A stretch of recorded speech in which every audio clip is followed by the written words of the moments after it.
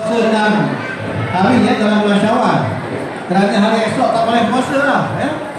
Kalau ada puasa pada hari esok, maknanya tuan-tuan puasa tidak sampai 6 hari bulan Syawal. Ya.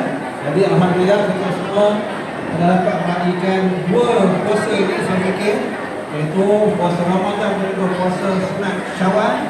Ya, yang sebagaimana Nabi sebut, siapa yang berpuasa penuh dalam bulan Ramadan diikuti dengan 6 hari puasa sunat dalam bulan Syawal, maka dia rasa akan seolah-olah berpuasa seperti satu tahun. Alhamdulillah. Mudah-mudahan Allah Ta'ala menunjukkan kepada kita tahniah harapan tahniah harapan mudah-mudahan dapat haji mabrur. Terima kasih. Malu-malukan kedatangan tuan-tuan dan puan-puan ke majlis kita di malam ini yang saya fikir begitu meriah sekali.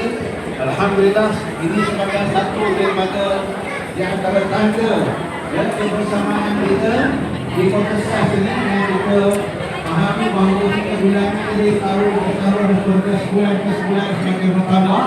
Ya, alhamdulillah, kehadiran tuan-tuan dan puan ini sebagai menunjukkan kebersamaan kita bersama. Ya, dan kita berharap agar dengan kebersamaan ini akan turunnya keberkatan daripada Allah SWT kepada kita semua, ya, daripada Allah SWT. Ya.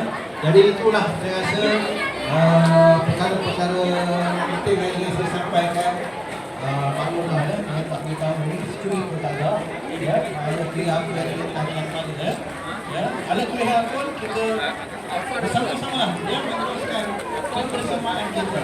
Ya, masjid ini sebagai tempat pertemuan kita. Ya, insya-Allah.